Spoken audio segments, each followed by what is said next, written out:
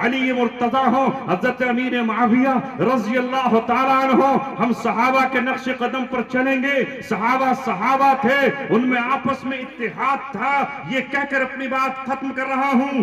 اگر صحابہ کو تم دیکھنے پر آؤ گے تو رب دو جہاں کی قسم تم اپنے دلوں میں بغض نہیں رکھو گے، حقد نہیں رکھو گے، ایک دوسرے سے جلن نہیں رکھو گے، ٹکراؤ گے نہیں آپس میں. صحابہ کرام کیا تھے؟ رحماء بینہم، وہ آپس میں ایک دوسرے کے لیے رحیم تھے. یؤثرون علی انفسہم ولو کان بہم خصاصہ، وہ اپنے لقمہ منہ کا اپنے پڑوس کو دے دیا کرتے تھے.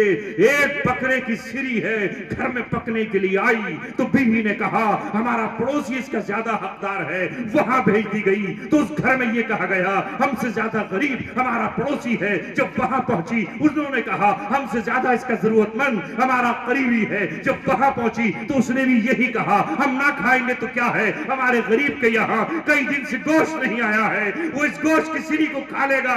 خدائے دو جہاں کی قسم آسمان دیکھ رہا تھا، زمین نوٹ کر رہی تھی. تاریخ نے اس واقعے کو رقم کیا ہے اور آج مسجد کی منبر و محراب پر تم سنتے ہو اور سناتے ہو، لیکن عمل کے لیے ڈھونڈتے ہو کوئی دوسرا اس پر عمل کرے گا. وہ سری 7 گھروں میں جا کر واپس لوٹ آئی. میدان جنگ کا وہ قصہ سنتے ہو کہ جب ایک بھائی زخمی ہوا دوسرا بھائی اس کے لیے پانی لے کر گیا، پانی کا کٹورا اسے پیش کیا گیا تو برابر میں زخمی حالت میں آواز آئی اگر بچ جائے تو ہمیں دے دینا. اس نے لبے دم ہوتے ہوئے کانٹے زبان پر لگے ہوئے ہیں سوکھی زبان سے کہا اس بھائی کو پلا دیجئے.